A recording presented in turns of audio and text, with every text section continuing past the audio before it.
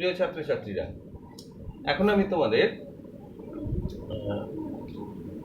Birth control, ওই human মানুষের যে জননগত স্বাস্থ্য, রিপ্রোডাক্টিভ হেলথ, এই অধ্যায়ের অন্তর্গত বার্থ কন্ট্রোল এই অংশটি আজকে আমি আলোচনা করছি। বার্থ কন্ট্রোল এটা আলোচনা করতে গেলে প্রথমে আমাদের কিন্তু আলোচনায় আসতে হবে যে পপুলেশন এক্সপ্লোশন অর্থাৎ জনবিস্ফোরণ, এই বিষয়টিকে আমাদের কিন্তু আগে আলোচনায় আসতে হবে। কারণ আমরা জনবিস্ফোরণ হচ্ছে বলেই পৃথিবীতে, অর্থাৎ জনসংখ্যা প্রচুর পরিমাণে বাড়ছে বলেই কিন্তু বার্থ কন্ট্রোলের প্রয়োজনীয়তা, মুখ্যত এই কারণেই বার্থ কন্ট্রোলের প্রয়োজনীয়তা পড়ছে, জন্ম নিয়ন্ত্রণের প্রয়োজনীয়তা হচ্ছে। তো সারা ভারতবর্ষে আর পৃথিবীর যদি আমরা চিত্রটা দেখি তাহলে কিন্তু সে চিত্র অত্যন্ত ভয়াবহ। এই প্রসঙ্গে বলে রাখি যে এই যে পপুলেশন সংক্রান্ত, হিউম্যান পপুলেশন সংক্রান্ত যে সায়েন্টিফিক স্টাডি, বিজ্ঞানসম্মত যে স্টাডি করা হয় তাকে বলা হয় ডেমোগ্রাফি। ডেমোগ্রাফি হচ্ছে study of population, scientific study of human population, একে বলা হয় ডেমোগ্রাফি। তো যাই হোক, যেটা বলছিলাম আমি যে জনসংখ্যা সারা পৃথিবী জুড়ে বাড়ছে, প্রতি সেকেন্ডে 2 জন করে মানুষ গড়ে জন্মাচ্ছেন এবং সেই হিসেবে প্রতিদিন প্রায় 2 লক্ষ মানুষ সারা পৃথিবীতে জন্মাচ্ছে, 2 লক্ষ শিশু প্রতিদিন সারা পৃথিবীতে জন্মায়। সুতরাং এই হিউজ পরিমাণ যে জন্ম নিচ্ছে শিশু, তার ফলে কিন্তু পপুলেশন এক্সপ্লোশন হচ্ছে। শুধু বৃদ্ধি বলবো না, আমরা বলবো এক্সপ্লোশন বা বিস্ফোরণ ঘটছে। আমরা সারা পৃথিবীর চিত্র যদি দেখি যে 1900 সালে, অর্থাৎ ধরো 120 বছর আগে, পপুলেশন ছিল, সারা ওয়ার্ল্ডের পপুলেশন ছিল 200 কোটি। আর 100 বছর পরে অর্থাৎ 2000 সালে সেই জনসংখ্যা দাঁড়ায় 600 কোটি, অর্থাৎ 3 গুণ জনসংখ্যা বৃদ্ধি পেয়েছে 100 বছরের মধ্যে। আমরা যদি আমাদের ভারতের চিত্রটাও দেখি, স্বাধীন যখন হয় 1947-এ ভারতের জনসংখ্যা ছিল 35 কোটি, আর 2020 সালে আজকে জনসংখ্যা এসে পৌঁছেছে 138 কোটি। তাহলে জনসংখ্যা কি হারে সারা পৃথিবীতে যে হারে বেড়েছে তার তুলনায় বহু গুণ বেশি হারে কিন্তু ভারতের জনসংখ্যা অনেক বেশি গুণ বেড়েছে, অনেকটাই বেশি। তো এখন আমরা আলোচনা করব যে এই যে জনসংখ্যা বৃদ্ধি, বাড়ছে জনসংখ্যা, তো জনসংখ্যা বৃদ্ধির কারণগুলো কি কি, পপুলেশন এক্সপ্লোশনের কারণ কি, আমরা কয়েকটা গুরুত্বপূর্ণ কারণ এখানে চর্চা করি। আর্লি ম্যারেজ, তাড়াতাড়ি বিবাহ। তাড়াতাড়ি বিবাহ যদি হয় স্ত্রী পুরুষের, তাহলে যেটা অতীতে অনেক বেশি হতো, তার ফলে সন্তানের সংখ্যা অনেক বেশি হতো। রিডিউসড ডেথ রেট, অর্থাৎ মৃত্যুর হার ক্রমশ কমে যাওয়া। কেন কমছে সেটা আমরা সবাই জানি। তার কারণ চিকিৎসা পরিষেবা অনেক ভালো হয়েছে, যোগাযোগ ব্যবস্থার উন্নতি হয়েছে, ফলে দ্রুত এখন যে কোনো অসুস্থ ব্যক্তিকে হাসপাতালে নিয়ে যাওয়া যায়।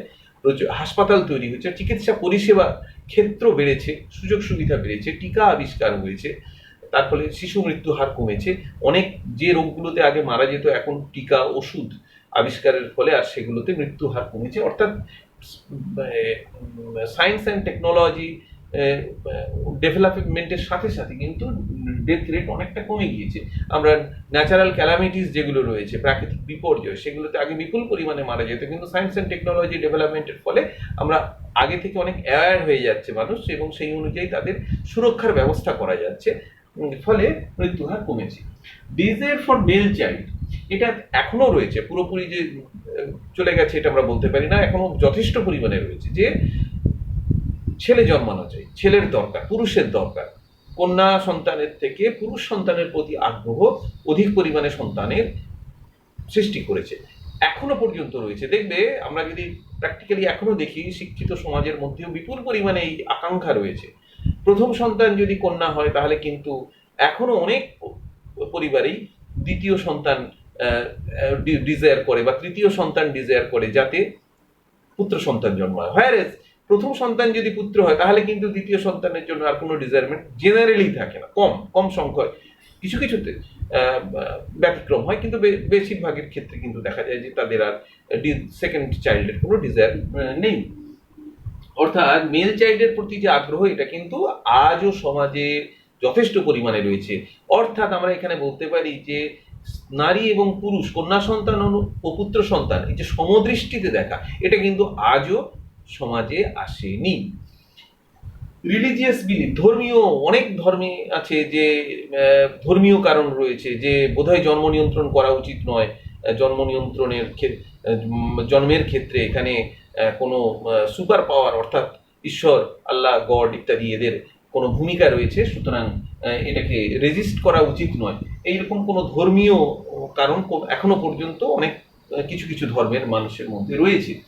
ইনক্রিজ হেলথ ফেসিলিটি, যেটা আমি বলছিলাম যে হেলথ ফেসিলিটি, সুযোগ সুবিধা এটা অনেক বেড়েছে, যেটা মৃত্যুহার কমিয়ে দিয়েছে।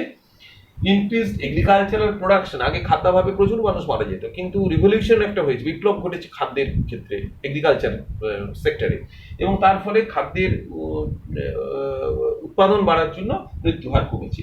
Better food storage and transportation, খাদ্য সংরক্ষণের সুযোগ সুবিধা, হিমঘর হয়েছে, স্টোরেজ হয়েছে, সাইন্টিফিক স্টোরেজ হয়, তার ফলে যে ফসল নষ্ট হওয়া, ফসল সংরক্ষণ, অপচয় হয় না ফসলে, অনেক কমেছে এটা। এবং ট্রান্সপোর্ট, অর্থাৎ দ্রুত এক জায়গা থেকে আরেক জায়গায় খাদ্যের পরিবহন, যেখানে উৎপাদন হচ্ছে সেখান থেকে অন্যত্র পরিবহন হচ্ছে দ্রুত, ফলে সেটাও খাদ্যের চাহিদা পূরণ করা যাচ্ছে, তার ফলে মৃত্যুহার কমেছে। বেটার পোস্টন্যাটাল কেয়ার, অর্থাৎ জন্মের পর শিশুর যে যত্ন, সেটা অনেক বেশি এখন সায়েন্টিফিক্যালি হয়, এটা গুরুত্ব বেড়েছে, ফলে শিশুর মৃত্যু হার কমেছে। ইনক্রিজড স্যানিটেশন, পরিচ্ছন্নতা মানুষকে সচেতন করা হচ্ছে, এবং মানুষ সচেতন কিন্তু অনেকটাই হচ্ছে না।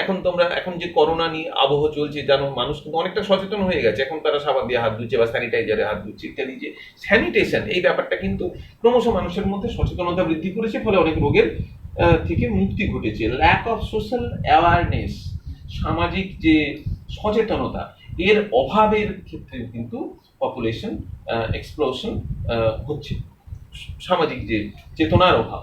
তাহলে এই কারণগুলো হচ্ছে পপুলেশন এক্সপ্লোশনের কারণ। তাহলে আমরা কেন জন্ম নিয়ন্ত্রণ করব, হোয়াট ইজ দ্য ইম্পর্টেন্স, কেন পপুলেশন কন্ট্রোল করতে যাব বা জন্ম নিয়ন্ত্রণ করতে যাব, দেখে নিই। 1 নম্বর, রিডিউস পভার্টি, দারিদ্র দূরীকরণের জন্য। অধিক পরিমাণে সম্পদের পরিমাণ পৃথিবীতে সীমিত, কিন্তু জনসংখ্যা যদি বাড়ে তাহলে সম্পদের পরিমাণ পার ক্যাপিটা, অর্থাৎ প্রত্যেক মাথা পিছু সম্পদ কমে যাবে, দারিদ্র তাতে বাড়বে। তাই পভার্টি দূর করার জন্য, দারিদ্র দূর করার জন্য বার্থ কন্ট্রোল দরকার। রিডিউস ফুড শর্টেজ, খাদ্যের অভাব, খাদ্যের পরিমাণও একটা নির্দিষ্ট সীমা বেশি আর হয় না, তো সেই খাদ্য সারা পৃথিবী জুড়েই কিন্তু অলরেডি শুরু হয়ে গেছে খাদ্যের সংকট, সেই খাদ্যের সংকট মেটানোর জন্য বার্থ কন্ট্রোল দরকার। রিডিউস আনএমপ্লয়মেন্ট, অর্থাৎ, আচ্ছা, আনএমপ্লয়মেন্টটা দুবার লিখেছি, যাই হোক, আমার এটা দুবার লেখা হয়ে গেছে। রিডিউস আনএমপ্লয়মেন্ট অর্থাৎ বেকারি, যত জনসংখ্যা বাড়বে বেকারির পরিমাণ বৃদ্ধি পাবে। রিডিউস ইকো ডিগ্রেডেশন, অর্থাৎ পরিবেশের ক্ষতি, জনসংখ্যা বাড়লেই দূষণ বাড়ে, দূষণ বাড়লেই পরিবেশের ক্ষতি হয়, সুতরাং পরিবেশ দূষণ কমানো, এটা একটা জন্ম নিয়ন্ত্রণের উদ্দেশ্য। রিডিউস এনার্জি ক্রাইসিস, শক্তির সংকট, জনসংখ্যা বাড়লেই শক্তির চাহিদা বাড়বে, পেট্রোল, ডিজেল, বিদ্যুৎ ইত্যাদি, কয়লা, যে যত রকমের শক্তির উৎস রয়েছে সব শক্তির সংকট হবে জনসংখ্যা বৃদ্ধির সাথে সাথে, তাহলে সেই শক্তির সংকট কমানো, একটা রিডিউস করা। ওয়াটার ক্রাইসিস, জল সংকট কমানো, এটাও গুরুত্বপূর্ণ। সারা পৃথিবী জুড়ে কিন্তু শক্তির সংকট, জল সংকট এগুলো চলছে, এগুলো তোমরা শুরু হয়ে গেছে অলরেডি, সেটা তোমরা জানো। এটা কিন্তু জনসংখ্যা কমানোর উদ্দেশ্য, এগুলো সংকট কমানো। প্রোভাইড হাউস, প্রত্যেক মানুষকে যাতে বাড়ি দেওয়া যায়, কারণ জনসংখ্যা বাড়লে বাসস্থানের জন্য জায়গা কমে যাচ্ছে, তাহলে মানুষকে থাকবে কোথায়, সুতরাং সবাইকে বাড়ি দিতে গেলে জনসংখ্যা কমাতে হবে। শর্টেজ অফ এসেন্সিয়াল গুডস, নিত্য প্রয়োজনীয় দ্রব্যের অভাব যাতে না হয়, জনসংখ্যা বাড়লে এই অভাব বাড়বে, সুতরাং জনসংখ্যা নিয়ন্ত্রণের মাধ্যমে এই শর্টেজটাকে, প্রয়োজনীয় দ্রব্যের শর্টেজটা কমানো। রিডিউস, এটা আমি আলোচনা করেছি, আনএমপ্লয়মেন্ট, এটা দুবার লেখা হয়ে গিয়েছে, যাই হোক। তাহলে এই 8টা যে গুরুত্বপূর্ণ পয়েন্ট আমরা আলোচনা করলাম, এটা হলো গুরুত্ব। মেজার্স, আমরা কি কি ব্যবস্থা নিতে পারি জন্ম নিয়ন্ত্রণের জন্য বা পপুলেশন কন্ট্রোলের জন্য। ইনক্রিজিং এজ অফ ম্যারেজ, বিবাহের বয়স বৃদ্ধি করা। তোমরা জানো এখন যে আইনত রয়েছে 21 বছর ভারতের ক্ষেত্রে, 18 বছর বয়স যে নারীদের ক্ষেত্রে, এবং পুরুষদের ক্ষেত্রে 21 বছর বয়স, এটা স্বীকৃত, এবং এটা আগামী দিনে হয়তো আরো বাড়ানো হবে। তো এইটা যত বয়সের বিবাহের বয়স যত বাড়বে ততই কিন্তু সন্তানের পরিমাণ এটা কমানো সম্ভব হবে। Two educate people about advantages of small family, এই যে পরিবার পরিকল্পনা, ছোট পরিবার সুখী পরিবার, হাম দো হামারা দো, কিংবা হাম দো হামারা এক এখন বলা হচ্ছে একটাই সন্তান। তো এই যে স্লোগান, এই যে সন্তান, একটি বা দুটি সন্তানের যে সুবিধা, এটা নিয়ে মানুষকে কিন্তু এডুকেট করতে করা এটা অবশ্যই করা দরকার। এটা হচ্ছে যে সুবিধা কি রয়েছে এটা এডুকেট করতে হবে। ইনসেন্টিভস ফর স্মল ফ্যামিলি, এটা সরকারিভাবে হতে পারে যে ছোট পরিবার যাদের সন্তান সংখ্যা কম, একটি বা দুটি, তাদের ক্ষেত্রে কিছু সুযোগ সুবিধা সরকার দেবে। যাদের অধিক সন্তান তাদের সুযোগ সুবিধা কিছু বন্ধ করা হবে। এই ইনসেন্টিভ যদি দেওয়া হয় ছোট পরিবারের ক্ষেত্রে, তাহলে কিন্তু উৎসাহিত হবে সাধারণ মানুষ ছোট পরিবারের জন্য। এনকারেজিং বার্থ কন্ট্রোল মেজার্স, জন্ম নিয়ন্ত্রণ পদ্ধতি, কিভাবে জন্ম নিয়ন্ত্রণ করা যায় সেই পদ্ধতি, যে পদ্ধতিতে মানুষকে সচেতন করা এবং উৎসাহিত করা, এটা খুব গুরুত্বপূর্ণ পয়েন্ট। এইটা লাস্টলি বলবো ইনক্রিজিং অ্যাওয়ারনেস, এই সামগ্রিক বিষয়ে মানুষের যে সচেতনতা বাড়ানো, এর থেকে কোনো ক্ষতি হয় না, এই জন্ম নিয়ন্ত্রণ করতে গেলে এতে সুবিধে হয়, এগুলো সম্বন্ধে মানুষকে নিরন্তর বোঝানো, অ্যাওয়ারনেস বৃদ্ধি করা, সচেতনতা বৃদ্ধি, এটা জরুরি। এই পয়েন্টটা আমরা কিন্তু পরবর্তী ক্ষেত্রে আলোচনা করব।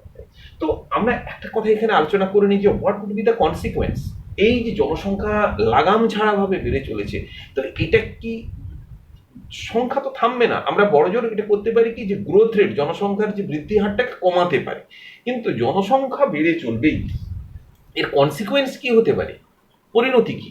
পরিণতি যেটা হতে পারে সে কিন্তু ম্যালথাস তার থিওরিতে বলে গেছেন, টিআর ম্যালথাস 1798 সালে, অনেক দিন আগে, আজ থেকে প্রায় 222 বছর আগে ম্যালথাস বলেছেন তার যে পপুলেশন গ্রোথ সংক্রান্ত তার যে থিওরি, ম্যালথাস থিওরি।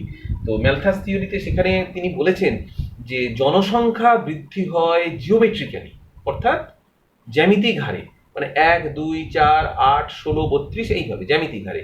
আর রিসোর্সেস, অর্থাৎ মানুষের বেঁচে থাকার জন্য যে উপাদানগুলো দরকার, যেমন এগ্রিকালচারাল, যেমন ফুড, এটা একটা রিসোর্স। তো এই যে মানুষের বেঁচে থাকা রিসোর্সের বৃদ্ধি হয় এরিথমেটিক্যালি বা গাণিতিক হারে, অর্থাৎ 1, 2, 3, অর্থাৎ 3, 4, অর্থাৎ এগ্রিকালচারাল প্রোডাকশন বাড়তে পারে 1, 2, 3, 4, 5 এইভাবে, কিন্তু যে হিউম্যান প্রোডাকশন বাড়ে জিওমেট্রিক্যালি, অর্থাৎ 1, 2, 4, 8, 16, 32 এই। তো তার ফলে কি হবে, তার কনসিকুয়েন্স কি আসবে, তার কনসিকুয়েন্স আসবে এইগুলো, এই যে সব ক্ষতিগুলো যেগুলো হতে পারে এইগুলো হবে তার পরিণতিতে। কিন্তু একটা জায়গাতে গিয়ে কিন্তু পপুলেশন থামবেই, প্রাকৃতিকভাবে পপুলেশন একটা জায়গাতে কিন্তু কন্ট্রোল হবে। যদি মানুষ কন্ট্রোল না করে, ন্যাচারালি কন্ট্রোল হবে সেই পপুলেশন। কিভাবে, ম্যালথাস কিন্তু বলে গেছেন 1798 সালে, দ্যাট উইল বি, কি হতে পারে, এপিডেমিক বা প্যান্ডেমিক, অর্থাৎ সারা বিশ্ব জুড়ে এক মহামারী, যা অলরেডি কিন্তু আমরা শুরু হয়ে গেছে, আমরা দেখতে পাচ্ছি। আমরা জানি না এই করোনা যে প্যান্ডেমিক চলছে এখন, কোভিড প্যান্ডেমিক, তার পরিণতি কি হবে আমরা জানি না। এটা কি সেই ম্যালথাস থিওরিকে সাপোর্ট করবে কি করবে না আমরা জানি না, কিন্তু ভবিষ্যতেই সেটা জানা যাবে। যে তারপর হাঙ্গার, অর্থাৎ ক্ষুধা, মানুষের দুর্ভিক্ষ বাড়বে, খেতে পাবে না, প্রচুর মানুষ এতে মারা যেতে পারে। ফ্লাড, আর্থকোয়েক, ইভেন ওয়ার, যুদ্ধ। তো এই ধরনের কিছু ক্যাটাস্ট্রফি, বিপর্যয় আসবে, ম্যালথাস বলে গেছে, এবং তার ফলে জনসংখ্যা হঠাৎ করেই কিন্তু কমতে শুরু করবে এবং একসময় আবার ব্যালেন্স আসবে। এটা ম্যালথাসের থিওরি। আমরা জানি না যে কোভিড যে শুরু হয়েছে, করোনা ভাইরাল ডিজিজ, এটা এই ম্যালথাস থিওরিকে সাপোর্ট করবে কিনা। হয়তো এমনও হতে পারে যে পপুলেশন এক্সপ্লোশন যে ঘটেছে সেটা হয়তো এই প্যান্ডেমিকের দিয়েই কন্ট্রোল হবে, নেচার নিজেই কন্ট্রোল করবে।